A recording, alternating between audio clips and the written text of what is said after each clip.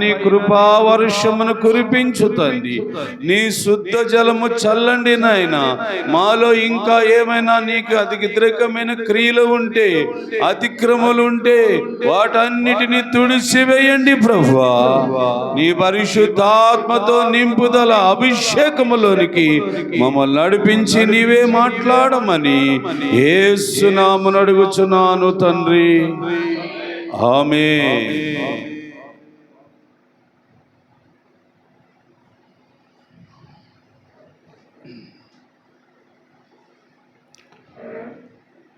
దేవునికి స్తోత్రం. ప్రియమైన దేవుని సంగమా, దేవుని కొరకు సిద్ధపరచబడిన సంగమా, దేవుని మనసారా ఆరాధించటానికి వచ్చిన సంగమా,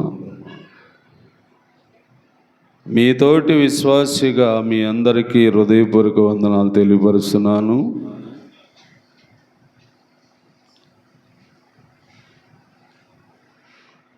దేవుడు మాట్లాడుచున్నాడు, మనమందరము ఆలకించాలి. ఏమని మాట్లాడబోతున్నాడు అన్నదాన్ని మనం తెలుసుకోవాలి.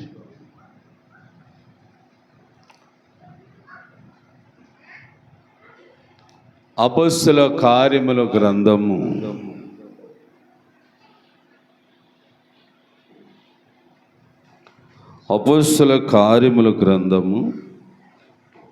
19వ అధ్యాయము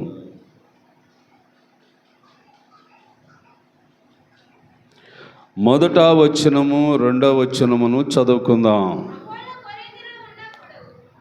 అపోల్లో కొరింథులో ఉన్నప్పుడు జరిగినది ఏమనగా, పౌలు పై ప్రదేశములలో సంచరించి ఎఫెసునకు వచ్చి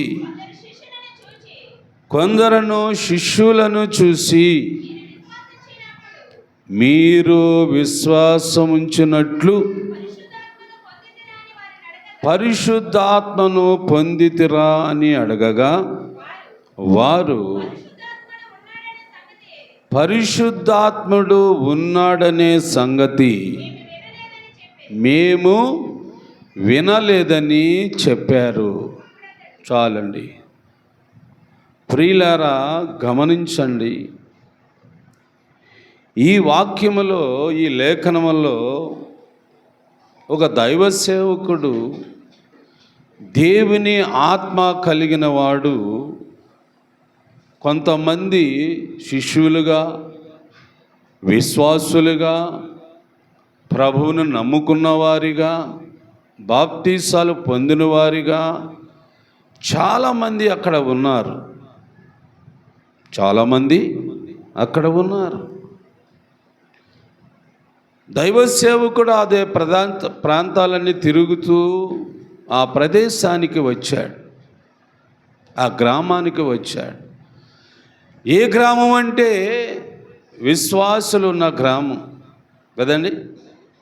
ప్రభువు నమ్ముకున్న ప్రజల దగ్గరికి వచ్చాడు. ప్రజల దగ్గరికి వచ్చి వారితో మాట్లాడుతున్నాడు.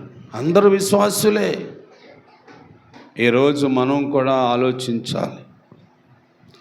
ఈ వాక్యాన్ని బట్టి నీ జీవితము కూడా ఎలా ఉంటుందో అన్న దాని మీద కొంచెము మనసు పెట్టాలి. పౌలు అంటాడు, మీరు విశ్వసించారు, బాప్తిసం పొందారు, ప్రభువుని నమ్ముకున్నారు, మంచిది, చాలా మంచిది, చాలా మంచిది. అయితే మీరు పరిశుద్ధాత్మను పొందేరా అని ఆ సేవకుడు అడిగాడండి. ఆ సేవకుడు అడిగాడు. అడిగితే ఆ విశ్వాసులు అంటారు, ఆ ప్రభువు నమ్ముకున్న ప్రజలు అంటారు కదా, ఆ బాప్తిసం పొందిన వారు అంటారు, పరిశుద్ధాత్ముడు ఉన్నాడనే సంగతి మాకు తెలియదు. ఏమండి? అంటే దేవసేవకుని యొక్క ఆలోచన ఏంటి అసలు? దేవుని యొక్క వాక్యమును మాట్లాడేవాడు ఆలోచన ఏంటి ఈరోజు అంటే, విశ్వసించిన వారు, ప్రభు నమ్ముకున్నవారు, ఏమండి, బాప్తీసాలు తీసుకున్నవారు, వీళ్ళందరూ కూడా ఏమి పొందాలంటాడు పౌలు? మరి ఒకవేళ ఈరోజు మిమ్మల్ని కూడా అదే ప్రశ్న వేసాడు అనుకోండి పౌలు, నేను కాదు, అపోస్తలుడు పౌలు గారు ఈరోజు మీతో అదే మాట్లాడుతున్నాడు. మరి మీరందరూ విశ్వాసులే కదా, మీరందరూ ప్రభువుని నమ్ముకున్న వారమే కదా, ఏమండి, బాప్తీసాలు పొందుకున్న వారమే కదా. అయితే మరి ఆత్మ కూడా పొందుకోవాలా లేదా? ఆలోచించండి. ఆత్మ పొందిన వారి వలన ఏమేం కార్యాలు జరుగుతాయో మనం కొంతమందిని బైబిల్లో నుండి చూడాలి. ఎందుకంటే ఒకవేళ మరి నువ్వు నేను మనము కూడా ఆ ఆత్మని పొందకుండా విశ్వాసులము కదా అని, ప్రభువుని నమ్ముకున్నాము కదా అని, ఏమండి, బాప్తిసం తీసుకున్నాము కదా అని వీటితో సరిపెట్టుకోవటం వలన ఒకవేళ దైవ కార్యములు జరగకపోతున్నాయేమో. ఇది మనం చాలా జాగ్రత్తగా ఆలోచించుకోవాలి. ఆత్మ ఏమి చేసింది, ఆత్మ వలన ఏమి జరుగుతాయి, ఆ ఆత్మ ఒక మనుషుల్లోనికి వస్తే ఆ పరిశుద్ధాత్ముడు ఒక మనిషిని ఆకర్షిస్తే ఆ ఆత్మదేవుడు, ఏమండి, ఒక విశ్వాసులోనికి వస్తే ఆ వ్యక్తి ద్వారాగా ఎలాంటి కార్యములు జరుగుతాయి, ఇది మనము ఆలోచించాలి. దేవుని బిడ్డలారా, ఈరోజు నువ్వు కూడా ఈ లోకములో ఉండగా లేక ఈ భూమి మీద ఉండగా నిజమైన దేవుని నమ్ముకోవటము, విశ్వసించటము, బాప్తిసం పొందటం మంచివే. కానీ ఏమి ఉండాలని అపోస్తలుడైన పౌలు అక్కడ చెబుతున్నాడంటే, పరిశుద్ధాత్మను మీరు పొందితిరా అని అడిగాడు. అంటే పొందాలనా? పొందాలనే. ఆత్మ పొందుకోవాలి, పరిశుద్ధాత్మ పొందుకోవాలి. ఎవరు పొందుకోవాలి? విశ్వసించిన వారు, ఏమండి, విశ్వాసులైన వారు, ఏమండి, బాప్తీసాలు పొందినవారు, ఏమండి, ప్రభువుని మనసారా ఆరాధిస్తున్న నీవు ఏమి పొందుకోవాలా? పరిశుద్ధాత్మను పొందుకోవాలి. పరిశుద్ధాత్మ లేకపోతే, ఏమండి, బైబిల్ అసలు ఒప్పుకుంటలేదండి. నువ్వు విశ్వాసం అయితే అవ్వచ్చు, నువ్వు విశ్వాసం అయితే అవ్వచ్చు, ప్రభు నమ్ముకున్న వ్యక్తి అయితే అవ్వచ్చు, బాప్తీసం పొందిన వ్యక్తి అయితే అవ్వచ్చు. కానీ పరిశుద్ధాత్మను కానీ పొందకపోతే బైబిల్ ఖచ్చితంగా ఏమంటుందో తెలుసా? అది ఆత్మ లేనివాడు నావాడు. మరి ఆత్మ మనం పొందాలా? ఆత్మను కలిగి ఉండాలా? ఈరోజు దేవుడు అదే మాట, దాని మీదే, ఆ అంశం మీదే మాట్లాడటానికి ఇష్టపడుతున్నాడు. మీరు కూడా ఆసక్తి కలిగి ఉండాలి. అందరిలాగా, ఏమండి, అవిశ్వాసులాగా, అపనమ్మకస్తులాగా మనం ఉండటానికి వీలు లేదు. పొందాలి ఆత్మని అని అపోస్తలుడైన పౌలు చెప్తున్న మాటని మనం గట్టిగా పట్టుకోవాలండి. ఎందుకంటే ఈ మాట మీద కూడా బాప్తిసం ఇచ్చే యోహాను కూడా మాట్లాడాడు. ఏమండి, తన వద్దకు వచ్చి యోర్దాను నదిలో వదిలేండి ఆయన్ని, ఏమండి, యోర్దాను నదిలో బాప్తీసం పొందుతున్న ప్రజలను ఉద్దేశించి ఆయన మాట్లాడాడు యోహాను గారు.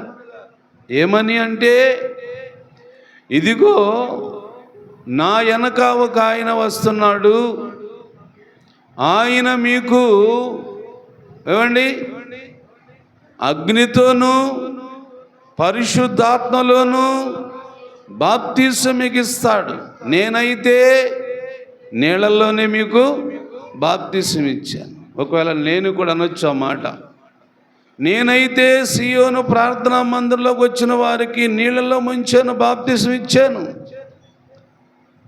మరి బాప్తీసం పొందిన వెంటనే పరిశుద్ధాత్ముడు వచ్చాడా నీలోనికి నాలోనికంటే అది నీకే తెలియాలి, అది మనకే తెలియాలి. ఏమండి యోహాను గారు కూడా అదే కదా మాట అన్నాడు. నా వెనక వచ్చేవాడు అగ్నితోనూ పరిశుద్ధాత్మతోను మీకు బాప్తీసం ఇస్తాడు.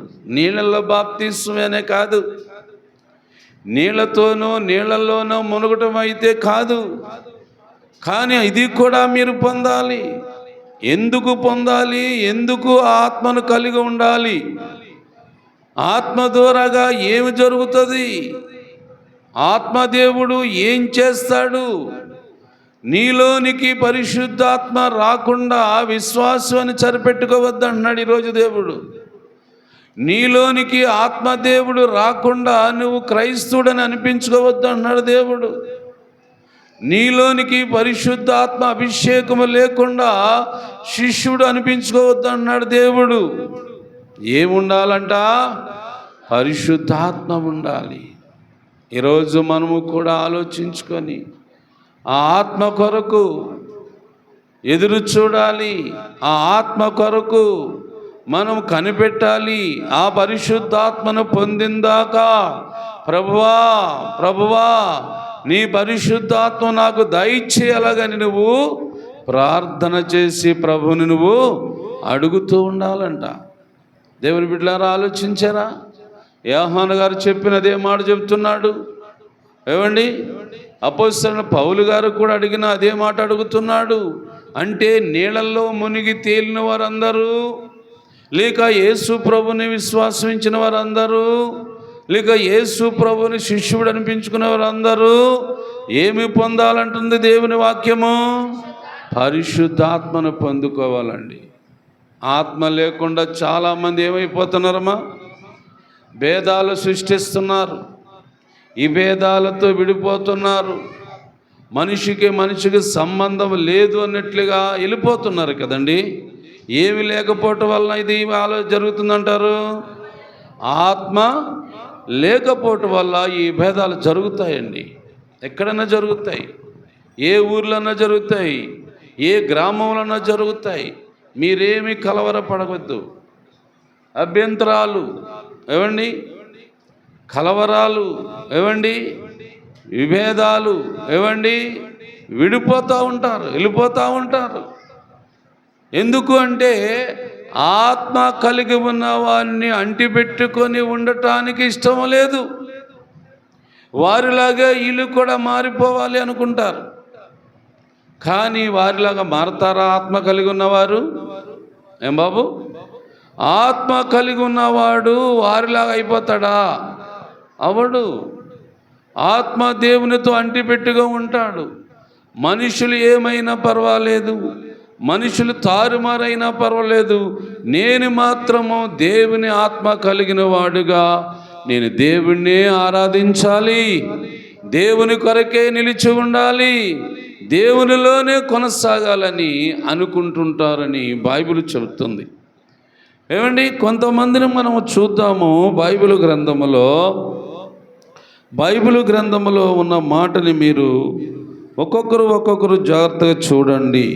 ఆత్మ కలిగిన వాడు చేసే పనుల గురించి, ఆత్మ కలిగి ఉన్నవారు ఏమండి ఎలాంటి అద్భుతమైన కార్యములు భూమి మీద జరిగిస్తున్నారో ఇది మనం చూద్దాము.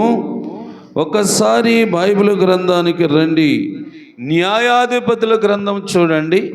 న్యాయాధిపతుల గ్రంథములో దేవుని యొక్క మాట ఆ మాటను బట్టి మనం చూద్దాం. 14వ అధ్యాయము న్యాయాధిపతుల గ్రంథము 14వ అధ్యాయము 19వ వచనం చదువుతారా? యెహోవా ఆత్మ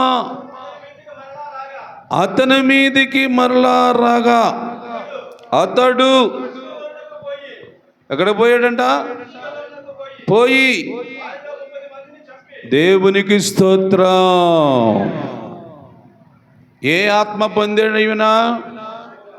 యెహోవా ఆత్మ పొందినవాడు ఎవరిని చంపగలుగుతాడు అంటే సైతాని సంబంధమైన మనస్సు కలిగిన వారిని ఏం చేస్తాడు?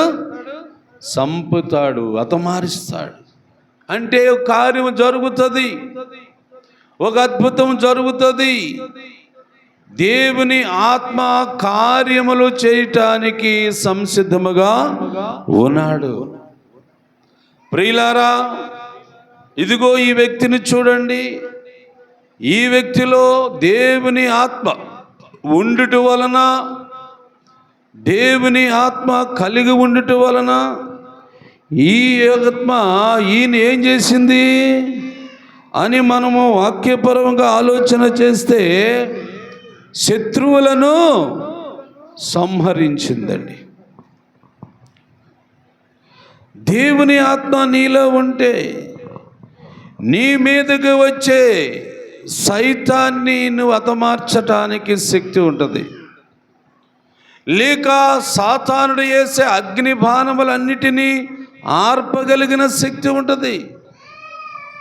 లేక అవిశ్వాసులు నిన్ను గురించి చెడుగా మాట్లాడే మాటలను హతమార్చడానికి శక్తి కలుగుతుంది. ఏమండి? లేక దుష్టులు, లోకస్తులు, ప్రకృతి సంబంధమైన వారిని ఎదిరించవచ్చు. ఏ ఆత్మ వలన? దేవుని ఆత్మ వలన. దేవుని ఆత్మ పొందాలి. ప్రియులారా, దేవుని ఆత్మ లేకుండా మనం ఉండకూడదు. మనము విశ్వాసులము, మనము దేవుని ప్రజలమని ఒక గుర్తింపు ఉంది సమాజంలో. మనము దేవుని సంఘస్థులమని అన్యజనులు కూడా పిలుస్తున్నారు మనల్ని కదండి. మరి ఇలా గుర్తింపు వచ్చిన నీవు, ఇలాగా దేవుని బిడ్డ అనిపించుకుంటున్న నీవు తప్పనిసరిగా పరిశుద్ధాత్మ శక్తిని పొందాలి. ఆత్మ లేకుండా మనం ఉండకూడదు. ఆత్మ కార్యం చేస్తుందండి, చేస్తుంది. దైవ కార్యములు చేస్తుంది. ఇంకా చూద్దాము. 16వ అధ్యాయము దేవుని వాక్యం బట్టి చూడండి. 28వ వచనం చదువుతారా? అదే గ్రంథములో, న్యాయాధిపతుల గ్రంథములో, అప్పుడు సంసోను, యెహోవా ప్రభువా, దయచేసి నన్ను జ్ఞాపకమును చేసుకోమని, దేవా ఈసారి మాత్రమే నన్ను బలపరచుము, నా 2 కనుల నిమిత్తము ఫిలిష్తీయులను ఒక్క మారే దండిస్తాను అని మొరపెట్టెను.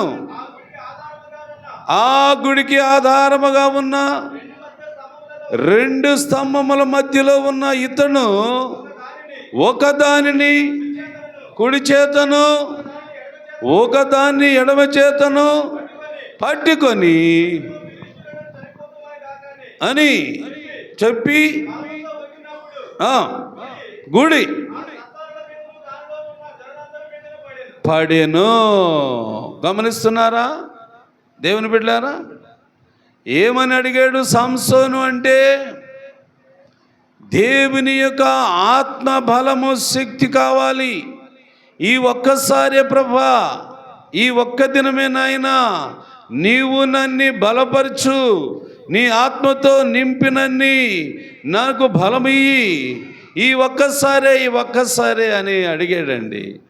అడిగితే దేవుడు ఏం చేశాడు? ఆయన్ని బలపరిచాడు, దేవుని ఆత్మని ఇచ్చాడు. ఆత్మ బలము చేత ఈ సంసోను ఏం చేశాడంటే ఆయనను 2 చేతులకు కట్టేశారు, 2 స్తంభాలకి కదా.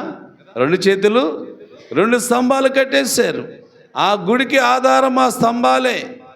ఆ స్తంభాలకేమో సాంసోన్ని బంధించేశారు. కానీ ఆ గుడి నిండా జనం ఉన్నారు, ఫిలిస్తీన్లు లేక అన్ని జనులు ఉన్నారు, సర్దార్లు ఉన్నారు, లోకస్తులు ఉన్నారు. ఒక్కసారి అడిగాడు దేవుణ్ణి, అడిగితే ఇచ్చాడు దేవుడు ఆత్మ. ఆ ఆత్మ బలముతో ఏం చేశాడని బైబిల్ చదువుతున్నాం ఇప్పుడు మనం. ఆ గుడికి ఆధారమైన 2 స్తంభములను 2 చేతులతో లాగగానే ఆ గుడి ఏమైందంట? కూలిపోయింది కదా. ఏమైందా బాబు? కూలిపోయింది. కూలిపోతే అక్కడ జరిగిన కార్యం ఏంటి?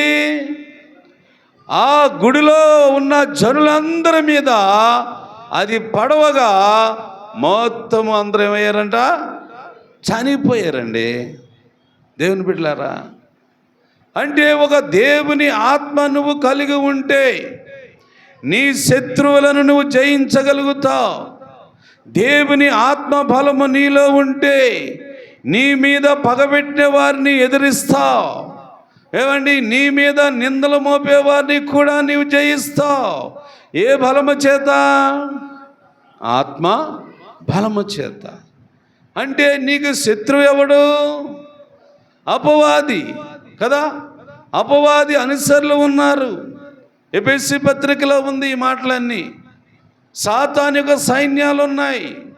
ఏమండి, దురాత్మల యొక్క సైన్యాలు ఉన్నాయి. వీళ్ళందరూ నీ మీద పగబెట్టి ఉన్నారు. వీళ్ళందరూ నిన్ను హతమార్చాలని చూస్తున్నారు. అయితే నీకు ఏ బలము కావలసి ఉన్నది? ఇప్పుడు పరిశుద్ధాత్మ బలము కావాలి. మనం కోరుకోవాలి. దేవుని బిడ్డలారా, పరిశుద్ధాత్మ వలన ఏం జరిగింది అంటే సృష్టిలో, ఏమండి, దేవుని వాక్యాన్ని బట్టి మనం ఆలోచిస్తే దేవుని మాటలు అక్కడ చాలా ఉన్నాయండి. ఒకసారి ఆదికాండం కూడా వెళ్ళరండి.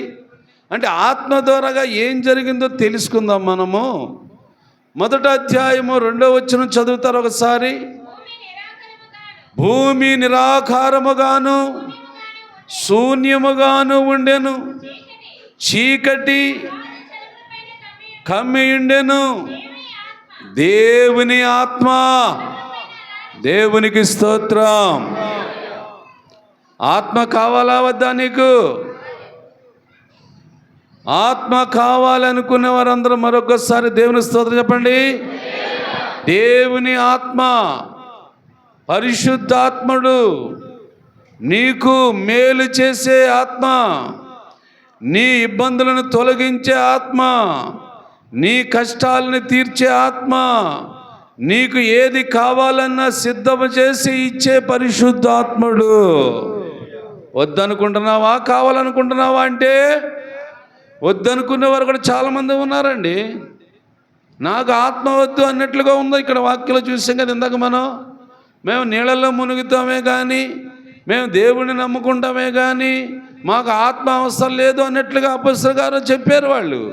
మరి వాళ్ళు ఎంత తెలివి తక్కువ వాళ్ళు చూడండి, వాళ్ళెంత బుద్ధిహీనులు చూడండి. దేవుని బిడ్డలారా, నీకైతే నాకైతే మనకైతే దేవుడు అనుకుంటున్నాడు, నా పరిశుద్ధాత్మను మీ మీద కుమ్మరిస్తాను, నా ఆత్మ బలము చేత మీరు అనేకమైన కార్యములు చేస్తారని దేవుడు చెబుతున్నాడండి. చూడండి, దేవుని ఆత్మ ఎక్కడ అల్లాడుతుందంట? జలముల పైన అల్లాడుతుంది. జలముల పైన ఏముంది? అంతకుముందు చీకటి ఉంది, ఎలుతురు లేదు, ఏమీ కనబడట్లేదు. ఆలోచిస్తున్నారా? దేవుని ఆత్మ ఏ కార్యం చేయబోతుందో చూడండి ఒకసారి. చదవమ్మా. దేవుడు ఎలుగు కమ్మని పలకగా ఎలుగు కలిగెను. దేవుడు ఆత్మ వెలుగు కమ్మని పలకగా ఏం జరిగిందంట? వెలుతురు వచ్చింది, చీకటిలో వెలుగు ప్రకాశించింది. ఆత్మదేవుడు ఎలుగు ప్రకాశిస్తాడు. ఆత్మదేవుడు ఎలుగును వెలుతురునిస్తాడు. నీకు ఒక మార్గము కనబడాలి, నీకు ఒక దారి ఏర్పడాలి, నీ ప్రయాణము కొనసాగాలి, నువ్వు గమ్యానికి చేరాలి, నీ వెళ్ళే ప్రయాణంలో నీ పనులు చేసుకోవాలంటే నీకు నాకు ఏం అవసరం ఉంది బాబు? వెలుగు చాలా అవసరం కదండి. వెలుగు ఎవరు కలగజేశారు అని చెప్తారు మీరు? దేవుని ఆత్మే. దేవుడు ఎవరు అనుకుంటున్నారు మీరు? బాగా గమనించారా మీరు? ఉదాహరణకి దేవుడు ఎవరు అనుకుంటున్నారు బాబు? దేవుడు అనగా ఎవరు అనుకుంటున్నారు మీరు? దేవుడు అనగా ఆత్మ. ఆత్మే దేవుడు, దేవుడే ఆత్మ. ఏమండి? ఆత్మే దేవుడు, దేవుడే ఆత్మ. ఆత్మ అంటే ఒక వ్యక్తి. ఏమండి? దేవుడు అంటే ఒక వ్యక్తి కాదు, ఆత్మ దేవుడు. యోహాను రాసిన పత్రికలో ఉందన్నమాట. దేవుడు ఆత్మ గనక ఆయన ఆరాధించేవారు ఆత్మతో సత్యముతో ఉందా లేదా? యేసుప్రభు వారు అడిగాడు కదండి. యేసుప్రభు కూడా చెప్పింది అదే కదా.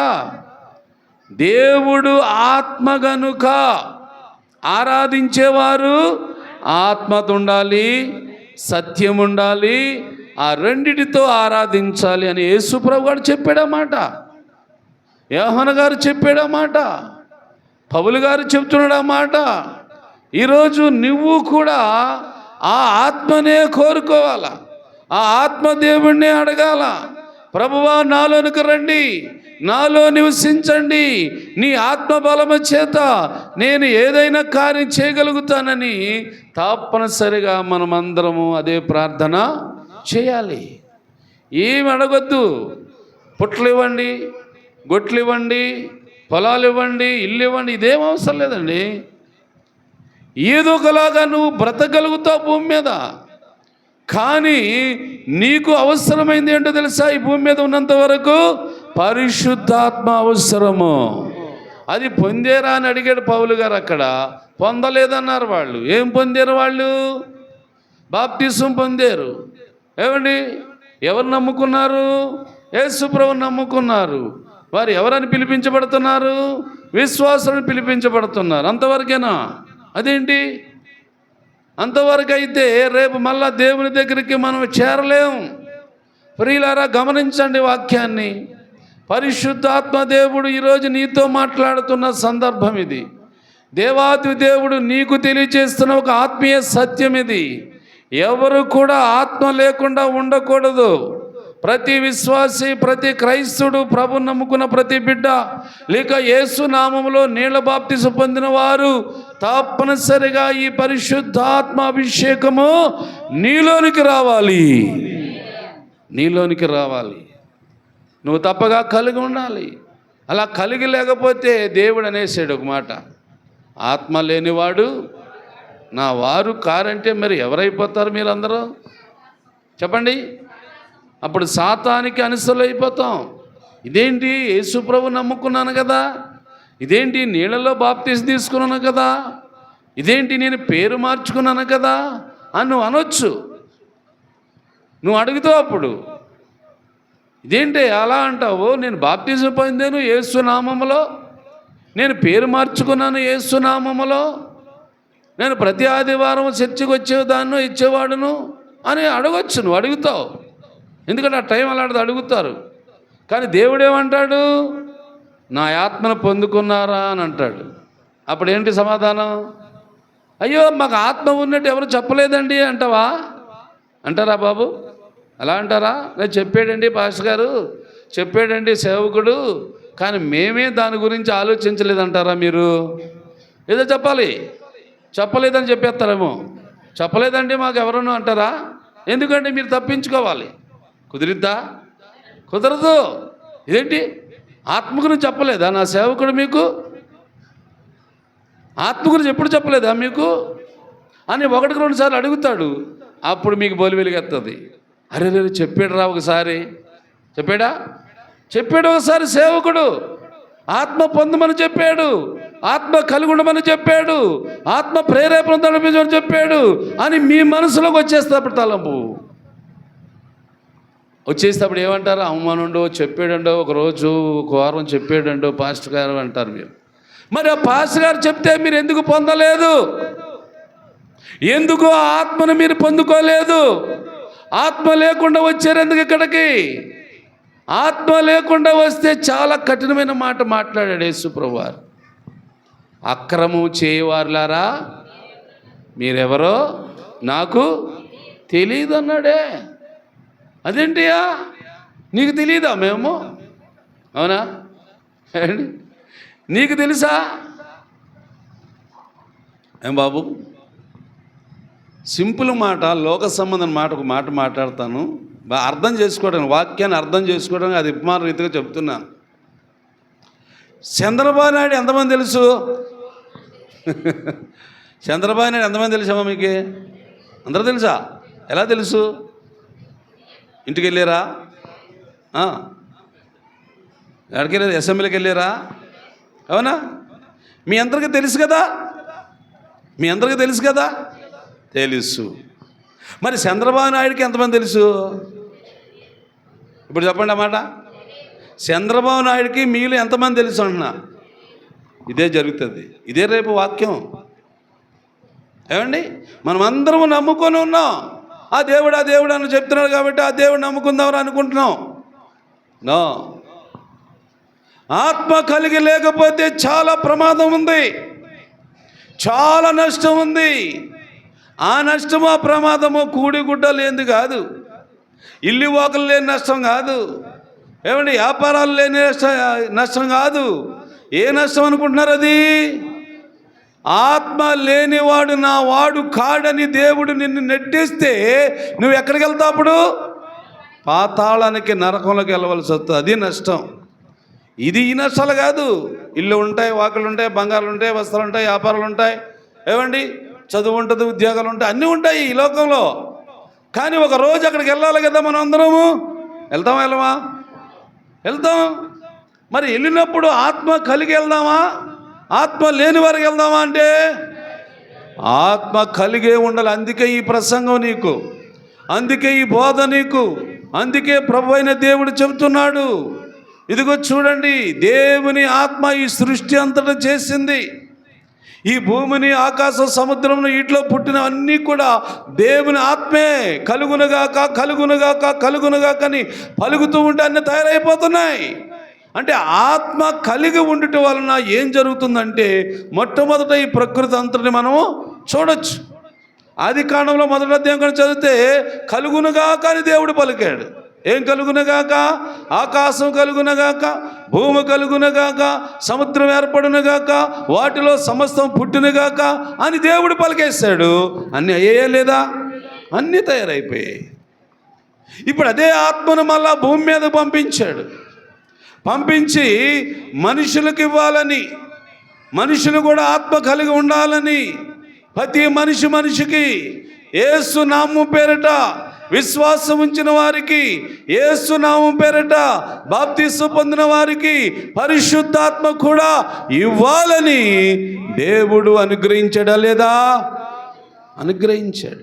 దేవుడైతే ఆత్మను అనుగ్రహించేసాడు, భూమి మీద పంపించాడండి. ఇప్పుడు భూలోకంలో ఎవరు సంచరిస్తున్నారంటే పరిశుద్ధాత్ముడే.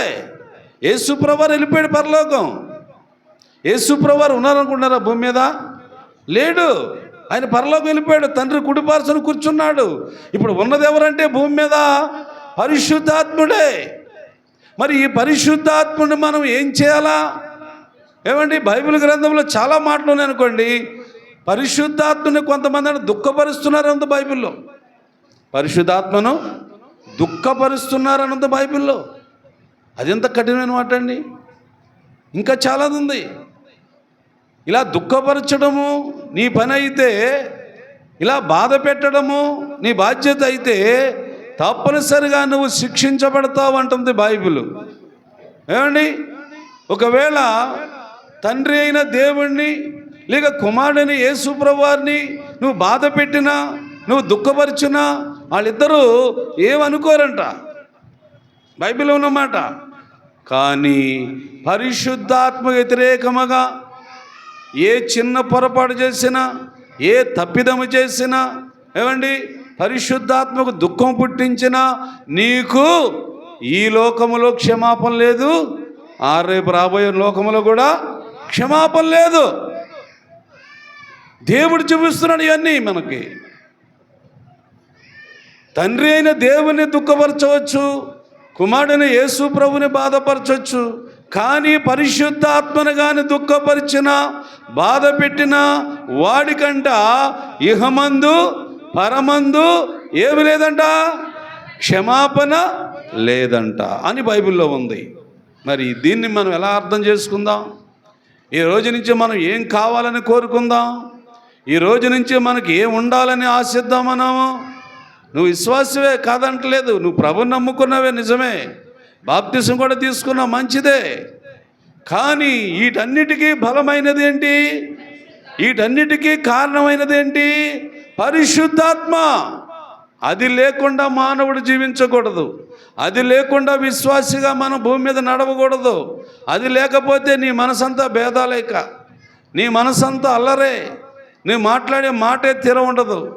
అది దేవునికి తెలిసిపోద్ది. జీవితంలో అభివృద్ధి ఉండవంటాడు. మరి ఇవన్నీ మనం కొంచెం అర్థం చేసుకోవాలి. ఇలా ఎంతకాలం ఉందాము? ఇలా ఎన్ని సంవత్సరాలు ఉందాము? ఎదుగు బొదుగు లేకుండా ఉండటం వల్ల మనకేమైనా మేలండి? కాదు. మరి మనం ఎదగాలా లేదా? ఎదగాలి. ఎదుగుతాం ఎప్పుడు ఎదుగుతామంటే పరిశుద్ధాత్మను పొందినప్పుడు ఆ ఆత్మని ఏం చేస్తుంది?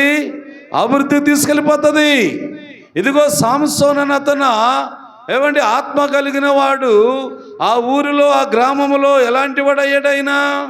అన్యజనులను హతమార్చేవాడయ్యాడు. ఇశ్రాయేలు ప్రజలకు రక్షకుడయ్యాడు.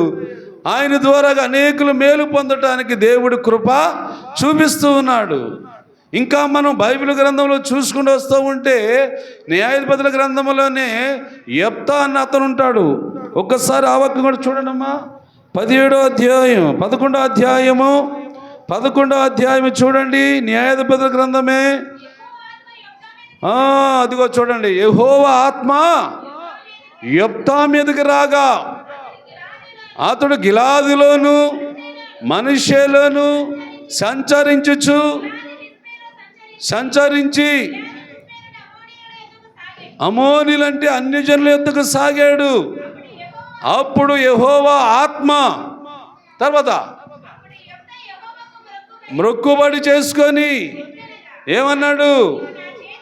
నీవు నా చేతికి ఈ సైన్యము, ఈ ప్రజలను అప్పగించిన ఎడలా ఉండి క్షేమముగా మళ్ళా నా ఇంటికి తిరిగి వస్తే ఎదుర్కొనుటకు ఇంటి ద్వారము నుండి ఏదైతే వస్తుందో, గొర్రె వస్తుందో, మేక వస్తుందో, గేదె వస్తుందో, కోడొస్తుందో అది యెహోవాకి బలిగా ఇస్తానని మొక్కుకున్నాడు. మొక్కుకొని ప్రార్థన చేసుకొని యుద్ధానికి వెళ్ళాడు. అయ్యా గమనిస్తున్నారా? పైకి చూడండి, నాకు ఆశ కొంచెం వాక్యం వైపు చూడండి, అందరూ వినండి. యెఫ్తా అన్న మనుష్యుడు ఒక్కడే, పెద్ద సైన్యం లేదు ఆయనకి. కానీ ఎదురు శత్రువులు చాలామంది పోగై ఉన్నారు. చాలా సైన్యం ఎదురుంది. అందరూ కలిసి యెఫ్తా కుటుంబాన్ని, యెఫ్తా గ్రామస్తులను నాశనం చేయడానికి వచ్చారు. గ్రామస్తులందరూ యెఫ్తా దగ్గరికి వెళ్ళి, అయ్యా నువ్వు దేవుని ఆత్మ కలిగిన వాడువు, నువ్వైతేనే ఈ శత్రువులను ఓడిస్తావు, ఈ శత్రువులను హతమారుస్తావు, నువ్వు రాయబాబాలను బ్రతిమాలకు తెచ్చుకున్న యెఫ్తా ఏం చేశాడంటే యెహోవాకు మొక్కాడు.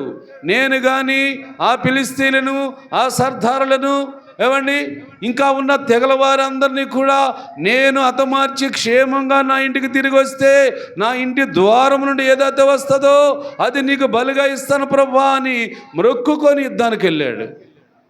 ఏం జరిగిందమ్మా? యుద్ధము చేయగా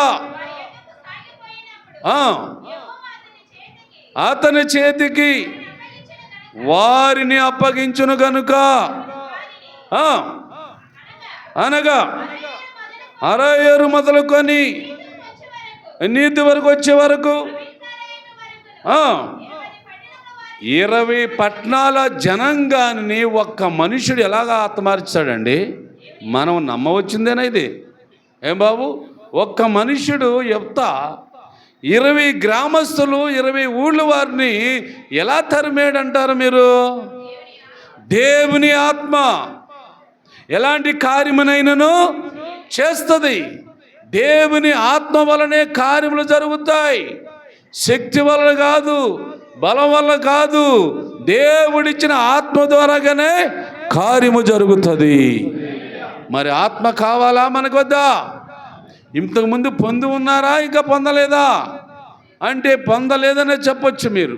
ఎందుకంటే ఇంకా మీ ద్వారాగా అద్భుతం జరగలేదు, ఇంకా మీ ద్వారాగా శత్రువులు హతమార్చబడలేదు. కాబట్టి కొంచెం మీరు ఆలోచించండి దేవుని బిడ్డలారా. మిమ్మల్ని ఏదో కించపరచాలని కాదు, మిమ్మల్ని అవమానపరచాలని కాదు. దేవుని మాట ఇది, దేవుని వాక్యం ఇది. ఈ వాక్యము ద్వారాగా నీ కుటుంబములో అద్భుతం జరగాలి. ఈ వాక్యము ద్వారాగా నీ జీవితంలో ఒక బలమైన కార్యాలు జరగాలి. అది గ్రహించుకోండి. అది గ్రహించకుండా ఇంకలా ఉండిపోతూ ఉంటారేంటి అంటే, నాలో ఏమి లేదు, అయితే నేను విశ్వాసిగానే మిగిలిపోయానా, నేను ప్రభుని నమ్ముకున్న వ్యక్తిగానే మిగిలిపోయానా, నేనేమి చేయలేనా, నా ద్వారా ఏమి జరగనుడా దేవుడు? ఆలోచించుకోవాలి. కానీ ఎప్పుడు ఒకేలాగా ఉండకూడదు. నమ్ముకున్న యేసు ప్రభువుని సరిపెట్టుకోకూడదు. ఇంకా నమ్ముకున్న వ్యక్తి బాప్తిసం పొందే మంచిది. బాప్తిసం పొందిన వ్యక్తి మళ్ళీ ఏం పొందాలా? పరిశుద్ధాత్మను పొందాలి. అది కోరాడు పౌలు గారు కూడా. పరిశుద్ధాత్మ పొందండి అయ్యా, అభిషేకించబడండి అయ్యా. బాప్తిసం అయితే పొందారు కానీ పరిశుద్ధం పొందకపోతే ఎలాగా అని పౌలు గారు కూడా మాట్లాడినట్లుగా బైబిల్లో ఉంది. కాబట్టి దేవుని బిడ్డలారా, ఇప్పుడు యొప్తా చేతికి దేవుడు ఏమి అప్పగించాడు? ఏమండి, అక్కడ ఉన్న 20 పట్టణాల వారిని అప్పగించాడు. యొప్తా గారు హతమార్చేశాడు, అందరిని చంపేశాడు. ఇక తిరిగి క్షేమంగా వచ్చాడు. ఊరి వారందరూ సంతోషిస్తున్నారు, గ్రామస్తులందరూ ఆనందిస్తున్నారు. ఎందుకంటే శత్రువు లేడు, ఇక మనల్ని హతమార్చేవాడు లేడు, మన కీడు తలపెట్టేవాడు లేడు. ఇక మనం స్వతంత్రంగా బ్రతకొచ్చు. మనకి యొప్తా ద్వారాగా దేవుడు ఒక అద్భుతమైన కార్యం చేశాడని వారందరూ సంతోషించారు. మరి అలా సంతోషం నీకు వద్దా? కావాలా? కావాలి అంటే నీకు ఆత్మ రావాలి బాబు. కావాలి అంటే ఆత్మ నీకు రావాలయ్యా. ఎవరి మట్టుకు వాళ్ళే పొందుకోవాలి.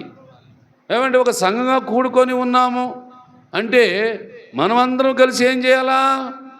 దేవుని ఆత్మ కొరకే, దేవుని ఆత్మ కొరకే పరితపించాలా. దేవుని ఆత్మ మా మీదకి రా, పరిశుద్ధాత్ముడా మాలోనికి రా, నీ ఆత్మ కార్యములు జరిగించు ప్రభు అని నీవు చిన్న ప్రార్థన చేయాలి. అది నీకు నీ దేవునికి సంబంధం. అది అంతేగాని మనుషులతో సంబంధం కాదు. మనుషులు నిన్నెవరు ఆత్మను పొందకుండా ఆపలేరు. ఆత్మ పొందుకోవడం నువ్వే సిద్ధపరచుకోవాలి. నీవు దేవుని సంఘములో ఉన్నావు కాబట్టి, లేక దేవుని సన్నిధిలో ఉన్నావు కాబట్టి దేవుడు అనుగ్రహించిన ఆత్మను పొందుకోవాలి. ఆత్మను పొందుకోవాలి. ఆత్మ పొందుకోకపోతే నాయన మనం దేవుని బిడ్డలం కాలేమంట. ఆత్మ పొందుకోకపోతే దైవ కార్యములు జరగవంట. దేవుని ఆత్మ వలన అనేక అద్భుతాలు జరుగుతున్నాయి. ఏమండి, ఆత్మ కలిగి ఉండటానికి మనం ప్రయత్నాలు చేయాలి. ఆత్మ రా, మాలోనికి రా, నాలో నివసించు ప్రభు అని నువ్వు చేయాలి. నిజముగా మీరు తెలుసుకోండి దేవుని బిడ్డలారా. ఎన్నో సంవత్సరాలు వింటున్నారు వాక్యాలు, ఎంతో కాలం బట్టి నీకు ఈ మాటలు తెలియబడుతున్నాయి.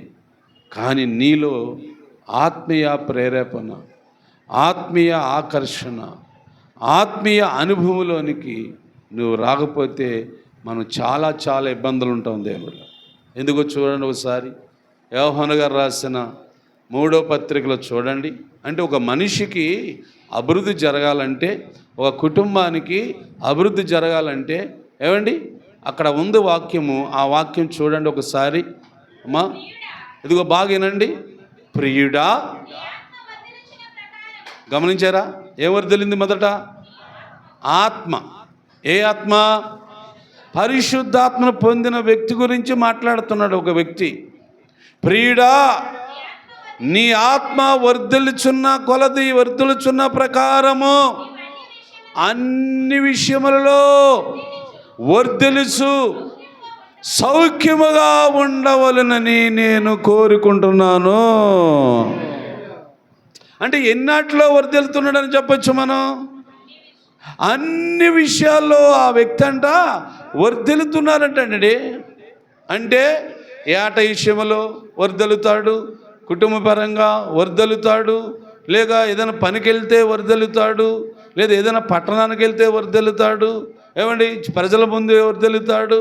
ఇంకా ఒక్క మాటలో చెప్పాలంటే కుదరదు, కానీ అన్నిట్లో నువ్వు వర్ధిల్లుతావు. ఏం పొందితే? ఆత్మ పొందితే. ఆత్మ లేకపోతే మరి ఉంటుందమ్మా? చెప్పండి గట్టిగా.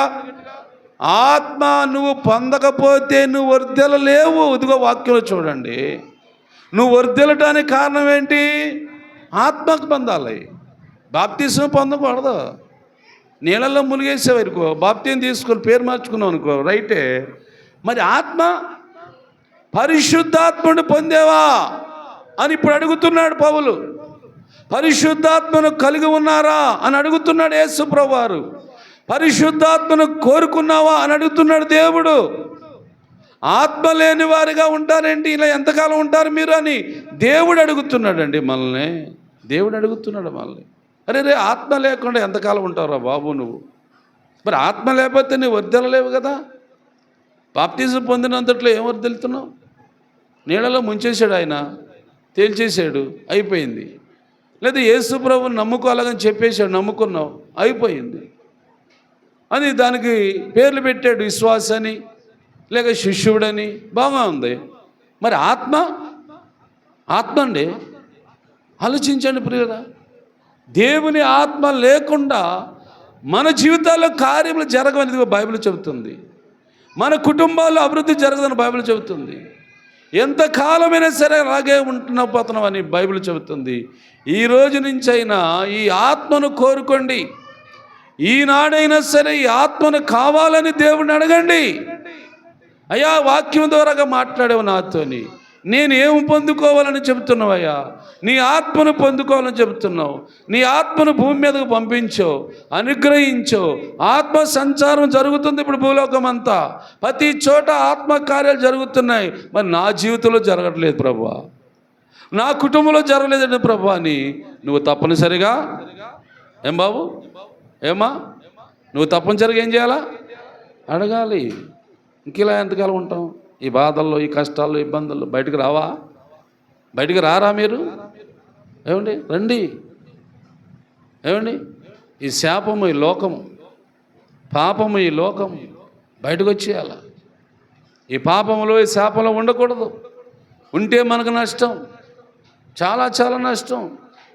వాక్యాల్లో ఉన్నాయని బైబిల్ రాసి ఉన్నాయి. చాలా ఇబ్బంది అండి.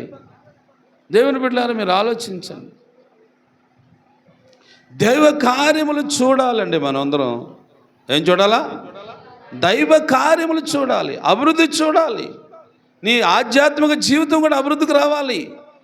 నీ అప్పులు, బాధలు, కష్టాలు, ఇబ్బందులు, రోగాలన్నీ పోవాలంటే దేవుని ఆత్మ నీలోనికి రావాలి, నాలోనికి రావాలి, మనలోనికి ఉండాలి. ఇది దేవుడు మాట్లాడుతున్న మాట. ఇది దేవుని యొక్క సేవకుని ద్వారాగా దేవుడు చెబుతున్న మాట. ఇది ఖచ్చితంగా ప్రతి ఒక్కరు కష్టపడాలి ఈ ఆత్మ కొరకు, కన్నీళ్ళు గార్చాలి ఈ ఆత్మ కొరకు, మోకరించి ప్రార్థన చేయాలి ఈ ఆత్మ కొరకు. ప్రభు సన్నిధిలో గడపాలి. నువ్వు ఒంటరిగా వచ్చి ప్రార్థన చేసుకోవాలి. అది ఏకాంత ప్రార్థన అంటారు దాన్ని. ఏకాంత ప్రార్థన చేసిన వారికి దేవుడు ఆత్మను అనుగ్రహిస్తాడు. ఏకాంత ప్రార్థన చేయండి. అది మీకు ఇంకా అలవాటు అవ్వలేదేమో చాలామందికి.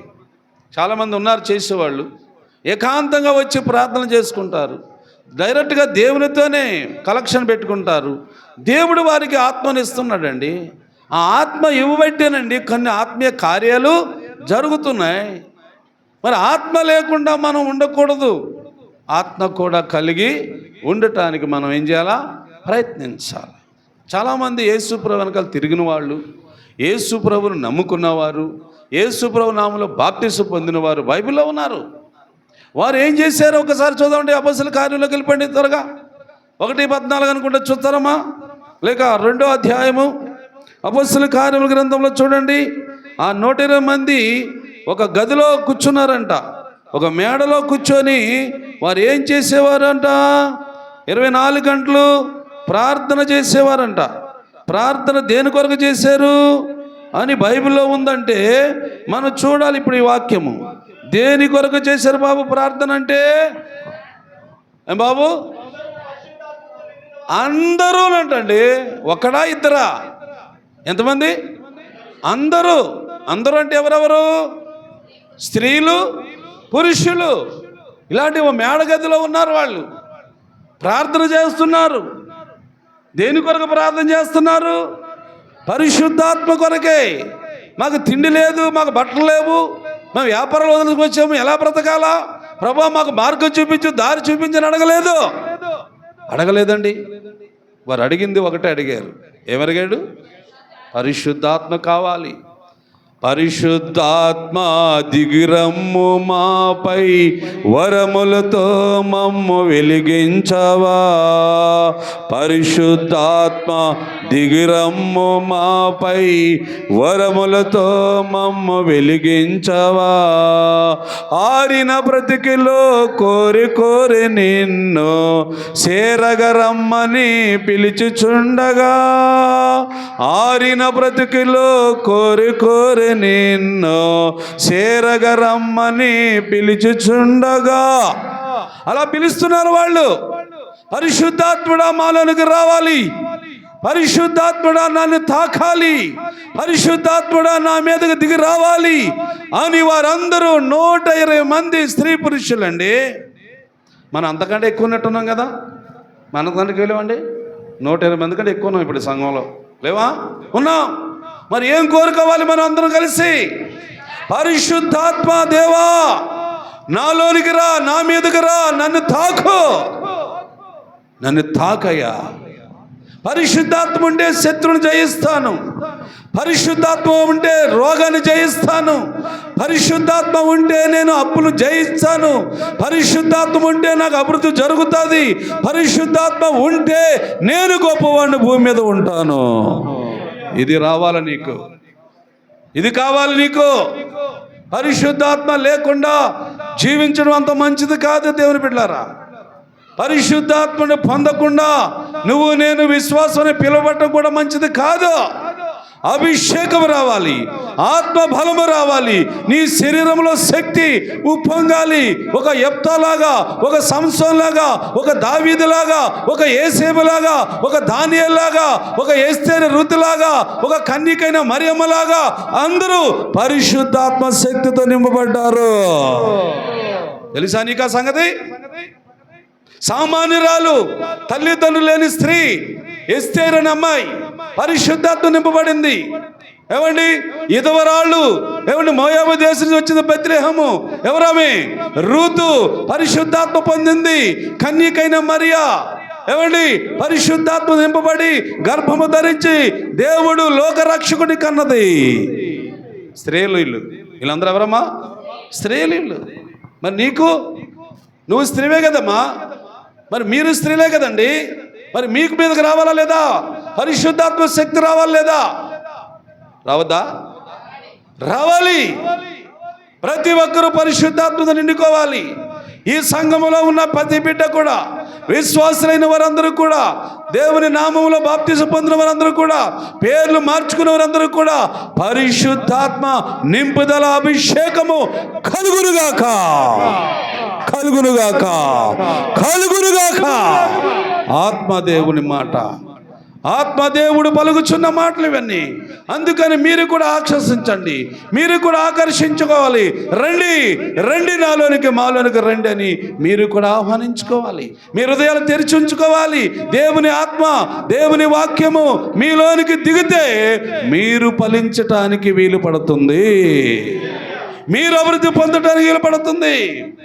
ఇదిగో వీళ్ళందరూ ఏమయ్యారంటే బాబు, అపొస్తలుల కార్యం చూసాం కదా, వారిలో ఒక్కొక్కరి మీద రాలుగా అందరూ పరిశుద్ధాత్మతో నిండుకొని ఆ ఆత్మ బలముతో గొప్ప అద్భుతాలు చేస్తున్నారు, గొప్ప అద్భుతాలు చేస్తున్నారు. ఇలారా దేవుడు ఈరోజు నీతో మాట్లాడే మాటను బట్టి నువ్వు సిద్ధపడు, నువ్వు సిద్ధపడాలి. ఆత్మ లేకుండా ఉండకు. ప్రకృతి సంబంధమైన ఆత్మతో ఉంటావా? లోకపరమైన దురాత్మతో ఉంటావా? అలాగైతే నీవు భేదాలు పుట్టిస్తావు. నీ మాట బాగోదు, నీ ఆలోచన బాగోదు, కరెక్ట్గా నీవు దేవునితో ప్రార్థన చేయలేవు. ఏ ఆత్మ ఉండటం వలన? ఏమండి? లోక సంబంధమైన ఆత్మలు ఉన్నాయి. వాటికి పేర్లు ఏంటంటే దురాత్మలు, ఏమంటే అపవిత్రాత్మలు, ఇంకేంటమ్మా చీకటి శక్తులు అని పేర్లు వాటికి.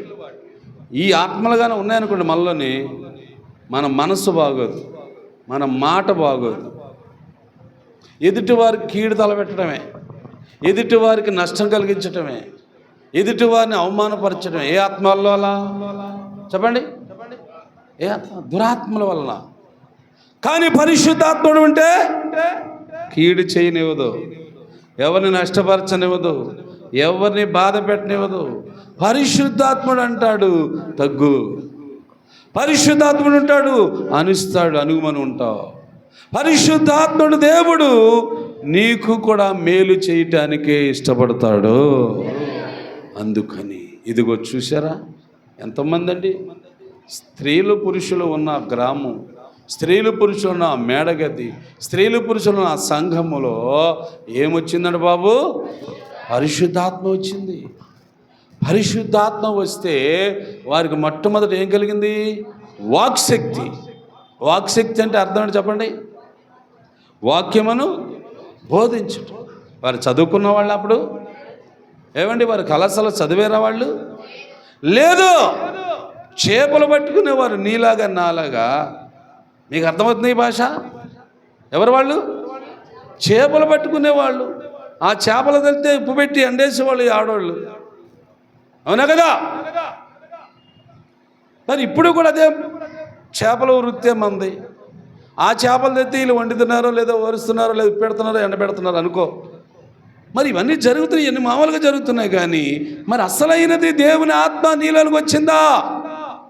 అసలైన దేవుని ఆత్మను పొందుకున్నావా? ఈ రోజు నుంచి అయినా నువ్వు దీని కొరకు ప్రయత్నం చేయాలి. ఈ రోజు నుంచి సరే నువ్వు దీని కొరకు కష్టపడాలి. ఈ పరిశుద్ధాత్మను పొందిందాక నేను లేవను, ఈ పరిశుద్ధాత్మను తాకిందాక నేను లేవను, ఈ పరిశుద్ధాత్మ అభిషేకము నాలోనికి వచ్చిందాక నేను మానను, ప్రార్థన మానను అని నువ్వు తెగించాలా, నువ్వు తెగించాలా, నువ్వు సమర్పణ చేసుకోవాలా. అప్పుడు దేవుడు నిన్ను చూసి యెఫ్తాకి ఇచ్చిన ఆత్మ నీకు ఇవ్వడా? ఇస్తాడు. ఏమండి, సాంసోనుకి ఇచ్చిన ఆత్మ నీకు ఇవ్వడా? ఇస్తాడండి. ఆత్మ అంటే ఒకరితో అయిపోయేది కాదండి. ఇప్పుడు ఉదాహరణకు మీకు ఒక చిన్న మాట చెబుతున్నాను ఏంటంటే, ఇప్పుడు ఆ దేవుడు నాకు ఆత్మ ఇచ్చాడని చెప్పాను అనుకోండి, నాతో అయిపోయింది అనుకుంటున్నారా? ఆత్మ ఇంకా ఉందనుకుంటున్నారా? ఏమా ఇంకా ఉంది. ఆయన సర్వంత్రయామి. ఒక్కరితోనే అయిపోయేది కదా ఆత్మ. నాకు ఇచ్చాడు, నీకిస్తాడు, మీకిస్తాడు, అలా చీరలోకి ఇస్తాడు, అలా అమెరికాలోకి ఇస్తాడు, ఎంతమందికైనా ఆత్మ ఇస్తాడండి. అదే చూడండి అపొస్తలుల కార్యంలో ఉంటుంది, అంచె దినములలో నా ఆత్మ, అంచె దినముల యందు నేను మనుషులందరి మీద. అంటే చెప్పండి, ఇప్పుడు ఎంతమంది ఉన్నారు మనుషులు భూమి మీద? అమెరికాలో ఎంతమంది ఉన్నారు? చైనాలో ఎంతమంది ఉన్నారు? ఏమంటే ఇండియాలో ఎంతమంది ఉన్నారు? ఏమంటే ఇలా దేశాల మీద లెక్కేస్తే చాలామంది ఉండొచ్చు. కానీ కొమ్మరిస్తాను దేవుడు చెప్పాడే కానీ ఈ మనుషులు దాన్ని ఆకర్షిస్తున్నారా లేదా? అద్దె వెళ్తుంది. దేవుడైతే కొమ్మరిస్తాను అన్నాడు. ఎవరి మీద? మనుషులందరి మీద కొమ్మరిస్తా అన్నాడు. కానీ మనుషులు మరి ఆత్మను ఆకర్షిస్తున్నారా? ఆ ఆత్మ కొరకు ఆతృత ఉందా? ఆ పరిశుద్ధాత్మను పొందుకోవాలనే ఆసక్తి ఉందా? ఇదిగో ఇక్కడ చాలామంది చెప్పారు కదా ఇందాక, అపొస్తలుల కార్యం చూసాం కదా 19లోని, ఆత్మ ఉన్నట్టే మాకు తెలియదండి అంటున్నారు వాళ్ళు. ఇదేం కర్మరా బాబు, ఆత్మ మీకు ఎవరు చెప్పలేదంటరా? అరే నాకంటే ముందు పేతురు, ఆంద్రయ, తోమ, ఏమంటే మీ ఇండియా వచ్చాడు, మీ గ్రామానికి వచ్చాడు, వాళ్ళందరూ కూడా ఆత్మ పొందినోళ్ళే కదరా. నేనంటే వెనకాల వచ్చాను అనుకో, పౌలు గారు నేను వెనకాల వచ్చాను, వాళ్ళకంటే వెనకాల నేను వెనకొచ్చి మిమ్మల్ని అడుగుతున్నాను కదా. పేతురు వాక్యం చెప్పినప్పుడు ఆత్మ లేదా? ఉందే. ఆత్మపూరుడై వాక్యం చెప్పాడు మీ అందరికీ. మరి ఆత్మపూరుడై ఉన్నవాడు ఆత్మ గురించి మాట్లాడే ఉంటాడే. అయితే ఆ మనిషి ఆలోచన ఏంటంటే, ఆత్మ ఎలా ఉందో మనకేం తెలుసురా, మన యేసుప్రభుని ఒకటి నమ్ముకున్నాం చాలండిరా, మన విశ్వాసం కదరా చాలండిరా, ఆ ఆత్మ ఎందుకు లేరా మనకి, యేసుప్రభు కదా పరలోకం ఇచ్చేవాడు, అవునా? ఇలాగ సరిపెట్టుకున్నారు కదా ఆ రోజుల్లో వాళ్ళు.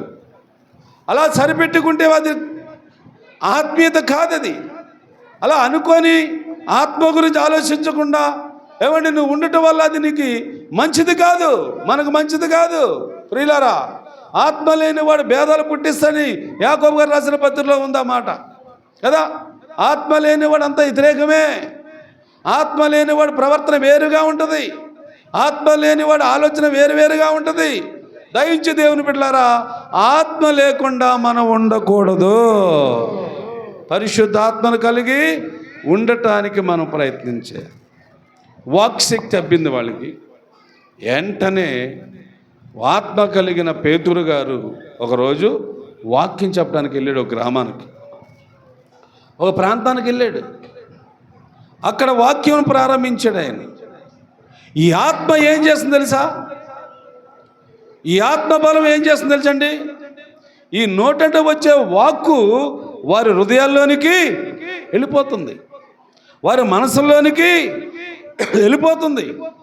అలాగా వాక్యము విన్న వారిలో సుమారు ఆ రోజు 3000 మంది యేసు ప్రభు పక్షముగా చేర్చబడ్డారు. కార్యం జరిగిందా? ఎలాంటి కార్యం జరిగింది చెప్పండి. సాంసోను అన్నవాడు 3000 మందిని చంపినట్లు, 300 మందిని చంపినట్లు, ఏమండి యెఫ్తా అన్నవాడు 20 పట్టణాల జనాలను చంపినట్లు, అవునా? ఆలోచించండి. మరి ఇప్పుడు అదే ఆత్మ పొందినవాడు పేతురు గారు ఎన్ని వేల ఆత్మలు సంపాదించాడు? 3000 ఆత్మలు సంపాదించాడండి. అంటే వారి కాలంలోనేమో చంపేశాడు అన్ని జనుల్ని, ఈ అపోస్తుల కాలంలోనేమో రక్షించారు. అంటే మీరు కూడా రండి, యేసుని నమ్ముకోండి, యేసు ప్రభు నామములో బాప్తిజం పొందండి, పరిశుద్ధాత్మ అభిషేకంతో నింపబడండి అని ఈ అపోస్తులందరూ చెప్తూ ఉన్నారు. మరి అదే మాట ఈరోజుగా ఉందా లేదా అంటే ఉంది. ఈరోజు మీతో మాట్లాడేది మాట అదే కదా. దేని గురించి మాట్లాడుతున్నాడు దేవుడు? పరిశుద్ధాత్మను పొందుకోవాలని చెప్తున్నాడు. మీకు బాప్తిజం పొందిన మీరు, యేసు ప్రభు నమ్ముకున్న మీరు, ఆరాధన వచ్చిన మీరు, దేవుని ఇచ్చిన ఆత్మను కూడా మీరు పొందుకుంటేనే అభివృద్ధి జరుగుతుందని వాక్యం ద్వారాగా మనం తెలుసుకుంటున్నాం. అభివృద్ధి జరగాలా వద్దా అంటే జరగాలని అంటాం మనం. కానీ ముందు ఏం పొందాలా? అభివృద్ధికి ముందు ఏం పొందాలంటే పరిశుద్ధాత్మను పొందాలా. పరిశుద్ధాత్మతో మనం ఉండాలా. ఆ ఆత్మ కలిగించే బలము చేత పని చేయాలా. అప్పుడు లాభం వస్తుంది, అప్పుడు ఆదాయం పెరుగుతుంది, అప్పుడు నీ ఇల్లు వర్ధిల్లుతుంది, అప్పుడు నువ్వు గొప్పవాడవుతావు. ఈ సమాజంలో, ఈ ప్రజల మధ్యలో నిన్ను చూసిన వారందరూ ఇదేంట్రా ఎలా వర్ధిల్లిపోతున్నాడు, ఇలాగ గొప్పవాడైపోతున్నాడు ఏంట్రా అలాగని అందరూ చెప్పుకుంటారు. ఆత్మ లేకుండా వర్ధిల్లలేము, ఆత్మ లేకుండా అభివృద్ధి జరగదు. ఆత్మ లేకుండా మన కుటుంబాల్లో, మన జీవితాల్లో ఎటువంటి మంచి కూడా ఉండదు. దేవుని బిడ్డలారా, మంచి చేయాలి, మంచి జరగాలి, మంచిగా జీవించాలంటే దేవుని ఆత్మను మనమందరము కలిగి ఉండాలి. చివరి మాట చెప్పి ముగిస్తున్నాను. చూడండి, రోమీలకు రాసిన పత్రిక, రోమీలకు రాసిన పత్రిక 8వ అధ్యాయము 14 వచ్చిన చూడండి. అదిగో ఏం బాబు, దేవుని ఆత్మ చేత ఎందరూ నడిపించబడతారో వారందరూ ఎవరవుతారంట? అది మరి ఆత్మ లేకపోతే సరే, ఆత్మ ఒకవేళ పొందలేదనుకుందామండి, ఏమవుతారు వీళ్ళు చెప్పండి. ఇప్పుడు ఆత్మ పొందిన వారందరూ ఏమో దేవుని కుమారులని రాస్తుంది బైబిల్లో. ఒకవేళ ఆత్మనే పొందలేదనుకో నువ్వు, అప్పుడు నువ్వు ఎవరు కుమారుడు అవుతావు? సాతాను దాసుడు అవుతావు. ఇది ఖాయము, ఇది నిజము, ఇది వాస్తవము, ఇది జింతే. మరి పొందుతారా ఆత్మనంటే? పొందండి. దేవుని ఆత్మను రమ్మని కోరుకోండి, నీలోనికి రమ్మనండి. లోకంలోకి వచ్చాడు, పరిశుద్ధాత్ముడు వచ్చాడు, భూమి మీదకి వచ్చాడు, కానీ నీలోనికి రావట్లేదు కదా, నీ హృదయం తెరవట్లేదు కదా. నువ్వు రమ్మని ఒక్కసారి ప్రార్థన చేసావా? ప్రార్థన చేస్తే ఇది చెప్తావు, అది లేదు, ఇది లేదు ప్రభా, అది లేదు, అలాగా ఇలా కష్టం, ఇలా రోగం, ఈ చెబుతావు ఎందుకు పెద్దాకా? ఈ చెప్పాలా? ఆయన తెలియవా నీకు రోగం ఉందో, నాకు ఇబ్బంది ఉందో, సమస్య ఉందో? నీకు ఆయన తెలీదా? తెలుసు యేసుప్రభుకి, వాటి గురించి చెప్పనవసరం లేదు. మళ్ళా చెప్తున్నాను బాగానండి. వాటి గురించి అయితే ప్రార్థనే చేయనవసరం లేదండి. ప్రార్థన చేస్తే దేని కొరకు చేయాలి? మనం దేవుడు అనుగ్రహించిన పరిశుద్ధాత్మను పొందుటకే ప్రార్థన చేయాలి. దాని ద్వారాగా రేపు పరలోకం కూడా వెళ్తాం, ప్రభుతో కూడా ఉంటాం. ఈ భూమి మీద ఉన్నంత వరకు క్షేమంగా బ్రతుకుతావు, సంతోషంగా బ్రతుకుతావు. నీ భార్య బిడ్డలతో కలిసి సుఖముగా, నెమ్మదిగా, ఆనందంగా, సమాధానంగా జీవిస్తావు. అంత మాత్రమే కాదు, ఈ భూమి మీదే నీవు అభివృద్ధి జరుగుతుంది. దేవుడు ఆశీర్వదిస్తూ ఉంటాడు, దేవుడు దీవిస్తూ ఉంటాడు. దేవుడు ఇచ్చిన ఫలాలన్నీ నీ ఇంట్లోకి వస్తూ ఉంటాయి. నీ ఇంట్లో కొరత ఉంటుందా? నీ ఇంట్లో కొదువు ఉంటుందా? నీ ఇంట్లో లోటు ఉంటుందా? ఉండదు. ఏమండి?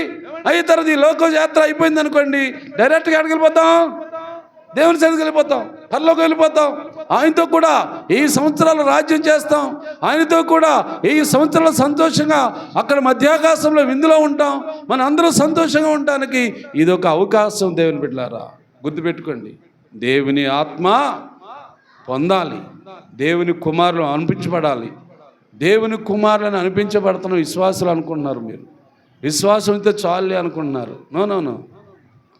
దేవుని ఆత్మలో కూడా మనం బలం పొందాలి, దేవుని ఆత్మలో కూడా మనం శక్తి పొందాలి. దేవుని ఆత్మ ద్వారాగా కూడా మనము ఏమిటి దైవ కార్యాలు చేస్తూ ఉండాలి. ఇంకా చదువు బాబా వాక్యాన్ని, రోమపత్రికలోనే. ఏలయనగా మనము భయపడుటకు దాస్యపు ఆత్మ, అంటే అదే పిరికాత్మ, అంటే దురాత్మ, సైతానాత్మ. మనమందరం అంట ఏ ఆత్మ పొందటానికి పిలువబడలేదంట? దాస్యపు ఆత్మ అంటే పిరికాత్మ, భయపెట్టే ఆత్మ, దురాత్మ. దాన్ని పొందటానికి మనం పిలువబడలేదు. మరి ఏ ఆత్మ పొందటానికి పిలువబడ్డాం? దత్తపుత్రాత్మ. అంటే ఏంటి అర్థం? దత్తపుత్రాత్మ, దత్తపుత్రాత్మ. అర్థమైందా మీకు పాయింట్? దత్తపుత్రుడు అంటే ఏంటి అయ్యా? నన్ను అలా కాదు. పుత్రుడు అంటే ఏంటో, ఎవరు? కొడుకు. పుత్రుడు అంటే కొడుకు. ఏ కొడుకు? దేవుని కొడుకు యేసుప్రభే. ఇప్పుడు ఒకవేళ నీకు దత్తపుత్ర ఆత్మ వచ్చిందంటే ఏమి ఇచ్చినట్టు మనకి? ఆయన అనుగ్రహించాడు, యేసుప్రభు అనుగ్రహించాడు. వెళ్ళి పరలోకం వెళ్ళి పరిశుద్ధాత్మను మనకు అనుగ్రహించాడు. యోహాను సువార్తలో మీరు చదువుకోవచ్చు. యోహాను సువార్త 16వ అధ్యాయం అంతా చదవండి మీరు. యేసుప్రభు వారు వెళ్ళి పరలోకం వెళ్ళి మనందరికీ ఏమండి ఆత్మను అనుగ్రహించాడని ఉంది బైబిల్లో. అంటే దత్తపుత్ర ఆత్మను మనము పొందితిమి. ఆ ఆత్మ కలిగిన వారమై మనము అబ్బా తండ్రి అని మొరపెడుచున్నాం. దేవుని పిల్లలమని దేవునికి స్తోత్రం చెప్పండి. ఏం పొందుతున్నా ఇప్పుడు? ఆ మనం పొందిన ఆత్మ ఏం చెబుతుందంటే ఇప్పుడు మనము దేవుని పిల్లలమని ఆత్మ తానే మనతో, మనం కలిగి ఉన్న ఆత్మతో కూడా చెప్పుచున్నాడు. ఎంత మంచి మాట అండి. ఆత్మ ఏం చెబుతుందంటే ఇప్పుడు మనము దేవుని పిల్లలమని, ఏమండి, మనం పొందిన పరిశుద్ధాత్ముడు మన ఆత్మతో చెప్తున్నాడు. మరి ఇది అవసరమా కదా? మనకి ఏమో అవసరమా కదా? అవసరము. ప్రతి ఒక్కరు ఈ రోజు నుంచి ఆత్మ పొందిందాకా వదలొద్దు. ఆత్మని పొందిందాకా వదలొద్దు. ఎవరిని వదలొద్దు? దేవుని పాదాలు పట్టుకొని గట్టిగా పట్టుకోండి. దేవుని పాదాలు పట్టుకొని నన్ను దీవించు, నాకు ఆత్మశక్తిని, ఆత్మబలని అని నువ్వు అడగాల. అలా అడిగితేనే దేవుడు మనకు దాన్ని ఇస్తాడు. పరిశుద్ధాత్ముడు భూమి మీదకి వచ్చినప్పుడు కూడా దేవుని స్వాధీనంలో ఉన్నట్లే ఆయన ఎవరి మీదకి వెళ్ళమంటాడో, ఎవరి జీవితంలోకి వెళ్ళమంటాడో, ఎవరి హృదయంలోకి వెళ్ళమంటాడో వారిలోకి వెళ్తాడు పరిశుద్ధాత్ముడు.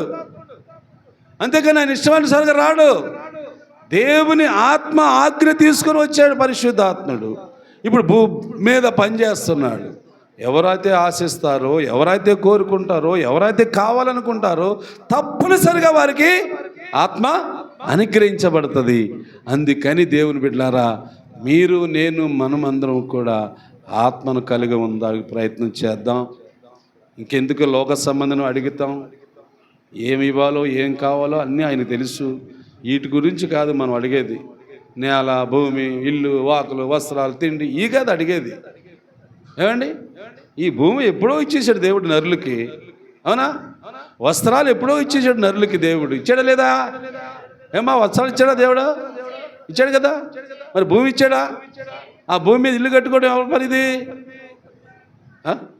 భూమి మీద ఇల్లు కట్టుకునే పని ఎవరిది? నీది. దానికి సహాయం ఎవరు?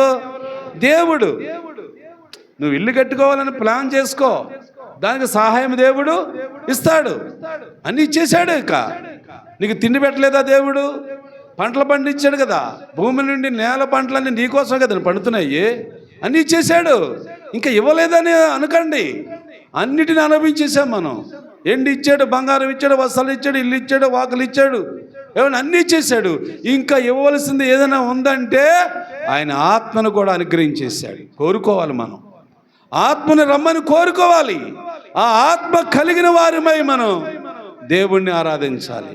ఆత్మ కలిగిన వారిమై దేవుణ్ణి స్తుతిస్తూ ఉండాలి. ఆ ఆత్మ దేవుడే నిన్ను అభివృద్ధి పరిచి నడిపించునుగాక. ఈ వాక్యమును మన వినికిడిలో బలపరచునుగాక. సాక్ష్యాలు ఎవరైనా ఉంటే రండి త్వరగా. సాక్ష్యం ఎవరైనా చెప్పగలవారు ఉంటే రండి, త్వరగా రండి, ముందుకు రండి. బాబు మౌతియా.